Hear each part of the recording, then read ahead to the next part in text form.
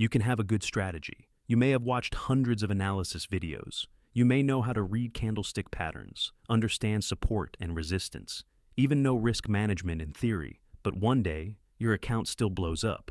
Not because the market hates you, not because smart money hunts stop losses, but because there are deep psychological mistakes that cause most traders to lose before they ever have the chance to become truly good. Trading is not a game for the most intelligent person. It is a game for the one who doesn't sabotage himself when money starts fluctuating. Below is the first reason, and if you see yourself in it, that's not a coincidence. Reason 1. Lack of understanding of the true nature of the market. Many people enter trading with a simple belief that this is a place to make money fast, that all it takes is a perfect method, a beautiful signal, and money will flow in steadily. They learn how to enter trades, but not how the market actually works. They know the head and shoulders pattern, but don't understand why sometimes it works, sometimes it fails. They know RSI overbought and oversold, but don't understand that in a strong trend, RSI can stay overbought for a long time before price finally drops. The problem is not in the tools. The problem is in believing those tools offer certainty. Trading is not a field of certainty. It is a field of probabilities. Every trade you take is not a sure win. It is only a situation with a slightly better statistical edge than flipping a coin. But the human brain hates uncertainty. The brain always wants to know, is this a guaranteed win? And when traders can't tolerate that uncertainty, they start creating illusions. They look at a setup, and instead of seeing probability, they see a life-changing opportunity. When you don't understand the probabilistic nature of the market, every losing trade becomes a shock. Every losing streak becomes proof that this strategy is broken. So, you system hop. Change strategy. Change time frame. Change indicators. Not because the market is wrong, but because you never truly understood the game you were playing. Professional traders don't try to be right 100% of the time. They try to be wrong in a controlled way. New traders do the opposite. They try to find a way to never be wrong, and that very mindset makes them wrong repeatedly. If you step into trading without understanding that losses are a structural part of the system, then every red trade won't just take your money. It will also take your calm, your discipline, and eventually your account. You don't lose because you're stupid. You lose because you entered a probabilistic game with the mindset of someone searching for certainty, and the market never rewards that naive belief. Reason 2. Unrealistic profit expectations. This is the sweetest trap, and also the trap that kills the most traders. Very few people enter trading with the goal: make a steady 35% per month, protect capital, survive 5 years. Most enter with a silent dream. Turn a few $100s into tens of thousands. Turn a small account into financial freedom. Turn trading into an escape from a job they hate. The problem is not having dreams. The problem is the speed at which they want to achieve them. When profit expectations are too high, every trading decision becomes distorted. You no longer look at trades through logical structure. You look at trades through one question. Will this trade double my account quickly? So, you increase lot size. Pull stop loss, closer just to trade bigger volume. Hold winning trades too long, because maybe it will run more. Hold losing trades because I can't afford to lose this much. High expectations turn trading from a long-term process into a short-term gamble. Professional traders think in years. New traders think in weeks. Desperate traders think trade by trade. When you set unrealistic goals, you push yourself into extreme psychological states. A winning trade is no longer part of a system. It becomes proof that I'm on the right path to getting rich fast. And a losing trade is no longer a business expense. It becomes a disaster. A slap in the face of your dream of changing your life. So you start revenge trading. Start entering trades to win back what was lost. Start ignoring bad signals because I can't lose again. The higher your profit expectations, the lower your ability to follow discipline. Because discipline usually brings slow growth, but your mind is addicted to fast growth. You don't lose because your system is bad. You lose because you force that system to do what it was never designed to do. A system with a 55% win rate and 1 to 1.5 RR can make you wealthy, but only if you give it time. If you force it to make you rich in 2 months, you will raise risk to a level it cannot withstand, and your account will break before the statistical edge has time to play out. The market does not reward impatience. It only rewards endurance. But beginners don't want endurance. They want breakthroughs. And that rushed breakthrough leads them straight to failure. Reason 3. No clear money management system. This is the point where many traders think they understand, but in reality have never truly applied correctly. They know the concept of risk management, know that they shouldn't go too big, know that they should divide risk. But knowing is completely different from consistent execution. New traders spend 90% of their energy trying to find the perfect entry. They analyze every candle, adjust every indicator setting, wait for the perfect setup. But once in a trade, they almost completely hand control over to emotions. Position size is not fixed. Stop loss is not based on market structure, but on how much pain they can tolerate. Take profit changes depending on mood. They are not trading a money management system. They are trading feelings, and feelings are the fastest changing thing in the market. Money management does not exist to maximize profits. It exists to make sure you still have money to keep playing. Professional traders understand one simple truth. As long as there is capital, discipline, and a system, opportunities always come back. New traders are the opposite. They want to win big when opportunity appears. And in trying to win big, they take risks that can eliminate them from the game in just a few trades. An account that can survive 20 consecutive losses is an account with a chance to survive. An account that can only survive 5 consecutive losses will eventually disappear. Not because the trader is stupid, but because probability does not favor someone betting too big. When you don't have fixed risk rules, each losing trade shakes your psychology more, because you're not just losing money. You're losing a large portion of your account. And when your account drops sharply, your brain switches to survival mode. At that point, you're no longer trading your plan. You're trading to escape pain. That's when the biggest mistakes begin. Overtrading, moving stop losses, entering without setups, disguised martingale under the name of confidence in analysis. All of it starts from not limiting risk from the beginning. Money management is like a seatbelt in a car. You don't wear it to go faster. You wear it so that when an accident happens, you're still alive. Trading is the same. Accidents are guaranteed. Losing streaks are guaranteed. If you don't prepare for that certainty, one bad period is enough to erase years of effort.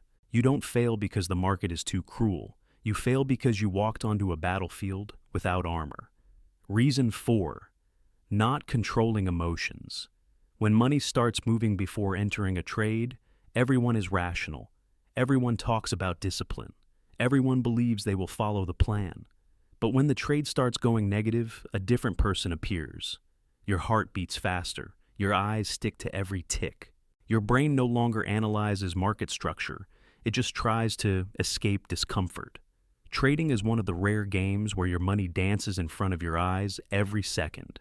And the human brain is not designed to stay calm in that situation. When money goes up, dopamine is released. You feel more skilled than you really are. You want to enter more trades, increase size. When money goes down, cortisol and adrenaline rise. You enter stress mode. You want to close immediately, or freeze and refuse to cut. The problem is not having emotions. Everyone has them. The problem is letting emotions make decisions instead of the system. You place stop loss at a logical level. But when price gets close, you move it further away, because it will probably bounce. You place take profit with a logical RR. But when the trade is in profit, you close early out of fear of losing gains. The result? Losing trades lose more than planned. Winning trades win less than planned. Just flipping this ratio is enough to turn a system with an edge into a losing one. Traders fail not because they don't know entries. They fail because they can't maintain their rational version when money fluctuates. The market doesn't attack your account first. It attacks your nervous system first. If you don't have ways to manage psychological state, taking breaks after losing streaks, reducing size when unfocused, not trading when angry or overly excited, then sooner or later you will personally break every rule you once set. The biggest enemy of a trader is not on the chart. It is in their own unconscious reactions. And if you don't learn to recognize when you're trading with emotion instead of system, Every strong market movement will pull you further away from discipline, until your account is no longer large enough to give you another chance to fix your mistakes. Reason 5. Refusing to cut losses. Treating a loss as a personal failure. This is where ego destroys accounts faster than any candlestick pattern ever could. In theory, everyone knows they should place a stop loss. Everyone understands that losses are part of a probabilistic game. But when price actually reaches that stop loss, it is no longer theory. It is the feeling of losing real money. And your brain doesn't interpret it as a planned losing trade. It interprets it as, I'm wrong. My analysis is bad. I lost. That feeling hits your ego directly. And ego hates being proven wrong. So you begin negotiating with the market. It's probably just sweeping stops, then it will go up. The higher time frame still looks good. News is coming, maybe it will reverse. You move your stop loss a little farther, then a little farther, and finally, you delete it completely. A small planned loss turns into a large, uncontrolled wound. Professional traders treat stop loss as a cost of doing business, like rent, electricity, payroll. New traders treat stop loss as a personal failure. And because they don't want to feel like a failure, they let the market decide when they can't take it anymore. The irony is this: the more you refuse to accept small losses, the more you end up absorbing massive losses.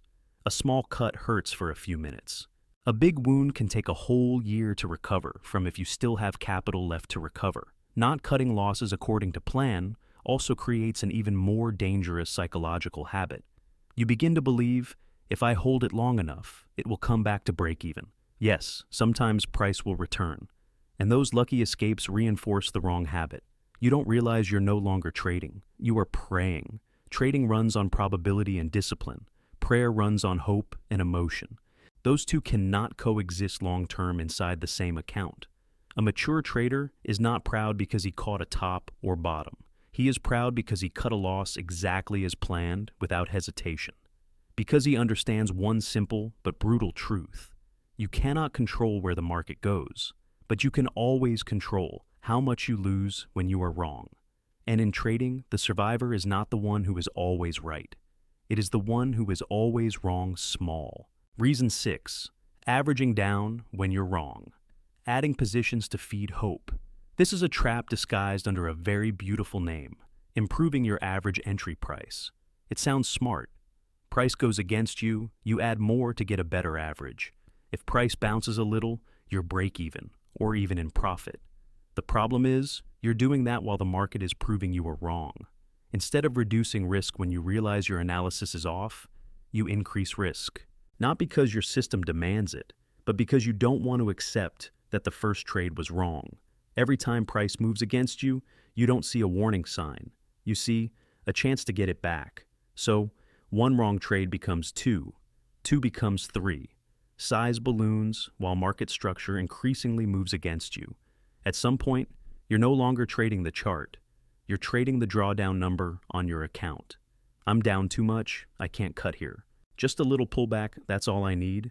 But the market doesn't know where you entered. It doesn't care how many positions you added. It simply continues following supply and demand. Averaging down while wrong creates an illusion of control. You feel like you're actively managing the situation. In reality, you're only delaying the moment you must face the truth. Professional traders can add to positions, but they add when the market is going in their favor, when profit has already cushioned risk for the added entry. Failing traders do the opposite. They add when the market is going against them because they want to reduce pain, not because they are increasing statistical edge. One wrong trade with one R risk might be only a scratch. 3 wrong trades stacked on top of each other can be a broken bone for an account. And the most dangerous part is, sometimes this strategy still survives. Price reverses, you get out at break even, maybe even profit, and your brain records it as proof. See, averaging down can save me. But you don't realize you survive by luck, not by discipline. Luck in trading is like borrowing money from your future. Sooner or later, you must repay it. And the interest is usually very high. One day the market won't come back in time. The trend will run longer than your account can endure. And then, all those previous miraculous escapes were only stepping stones leading you to a bigger collapse. You don't fail because you entered one trade wrong. You fail because you refuse to be wrong small and try to turn one mistake into a larger gamble. Reason 7. Lazy thinking, wanting money, but not wanting to do the work of a trader. This is a truth most people don't want to hear. Many people are attracted to trading because they believe it's a way to make money without a boss, without an office, without physical labor. They want financial freedom, but they don't want the process of training their mind and discipline to deserve it. They watch a few analysis videos, join a few Telegram groups, learn a few price patterns, and they think they now know enough to take money from the market. But trading doesn't pay for scattered knowledge. It pays for stable decision-making across hundreds of repeated situations, and that requires something many people avoid: sitting alone, reviewing trade history, analyzing mistakes, journaling, adjusting the system. This work is not exciting. There is no dopamine, no feeling of "I place a trade and money comes." It is more like going to the gym than playing a game, repeating boring movements to build a foundation. Failing traders often only like the stimulating part of trading: placing trades, watching price move, emotions rising and falling. They don't like the silent part: backtesting, journaling, tracking performance, realizing exactly where they are wrong. They want signals, want others to give them entries, want to copy trades. Because thinking is tiring and taking responsibility is pressure. But the market does not reward lazy thinking. It only transfers money from the unprepared to the well-prepared. When you don't clearly understand why you entered a trade, you won't know what to do when the market behaves differently than expected. You will swing between closing early, moving stop loss, adding positions, because you have no solid mental foundation to hold on to.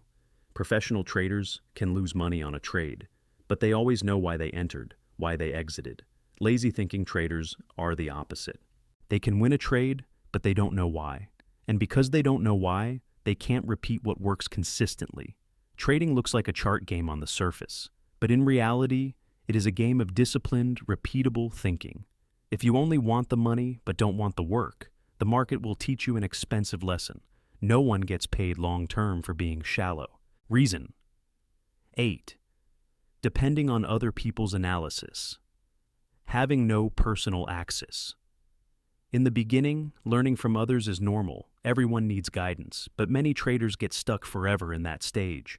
They don't learn to stand on their own. They learn to keep leaning. Every day they open the chart not to read the market, but to see what the mentor says today, whether the group calls buy or sell, which direction the YouTube expert is leaning. They don't build their own perspective. They borrow someone else's perspective. The problem is, when you follow others, you only receive the entry point. You don't receive their psychology, risk tolerance, and trade management plan. The signal giver might tolerate a -3R drawdown calmly because they trade a large account with small risk. But you follow with a position size beyond your capacity. When price goes against you, they stay calm. You panic.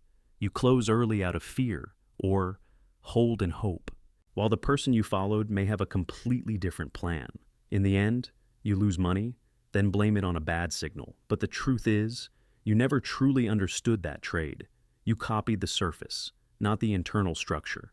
Successful traders use other people's analysis as reference material. Failing traders use it as their only compass. Without your own system, you will always wobble. Today this person sounds convincing. Tomorrow, another person sounds more right. You enter trades with 2 or 3 conflicting opinions in your head. And when the market shakes, you don't know who to trust. That inconsistency kills psychological stability. You never feel confident enough to hold trades according to plan, because it was never truly your plan. Trading is a journey of building an internal axis, a set of principles that stays stable no matter how noisy the outside world becomes. If you always need someone else to confirm before you enter, then you are not the one trading. You are simply renting temporary belief, and when the market moves violently, that rented belief collapses fast. Reason 9. Confusing luck with skill. Addicted to the feeling of all in and winning.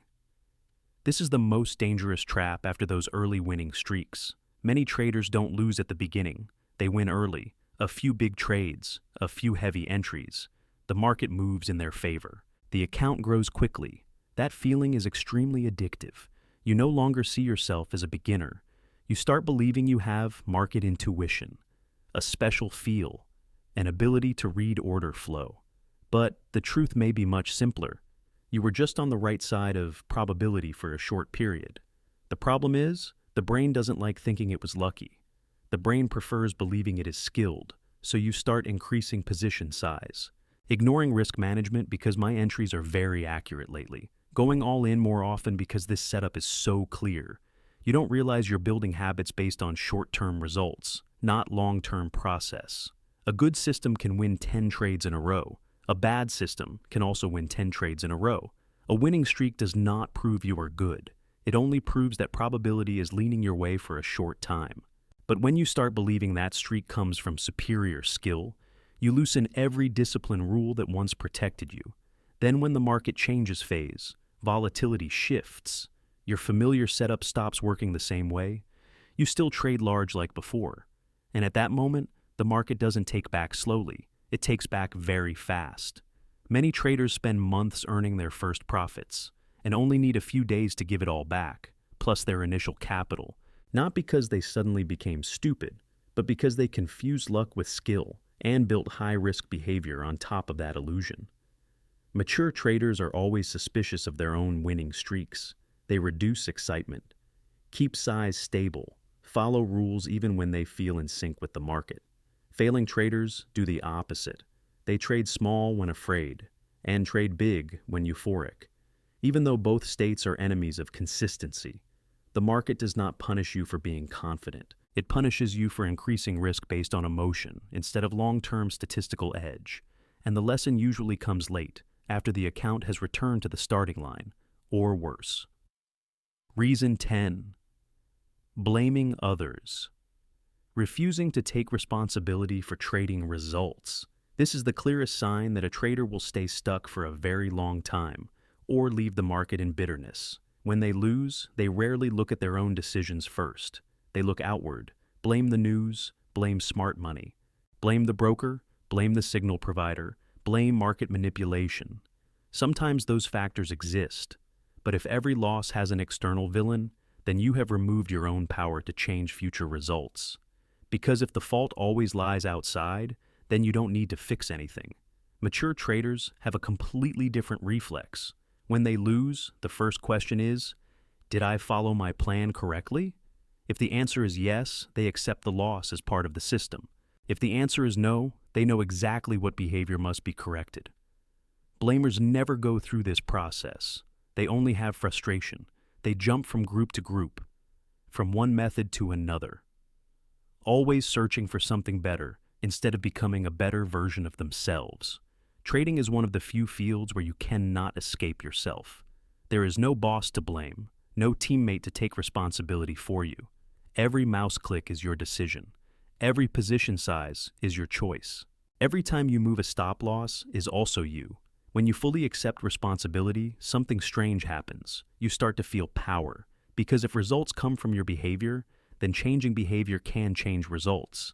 But if you believe the market is always out to get you, then no matter how much knowledge you gain, you will still feel like a victim. And victims cannot become consistent traders. The market does not require you to be right all the time, but it demands that you grow up. Maturity in trading means looking straight at your own mistakes, without avoidance, without excuses, without blame. Because only when you take 100% responsibility for your account do you truly begin to control it. And that is also the final line between the ones who keep spinning in circles and the ones who slowly move into the 5% who make it.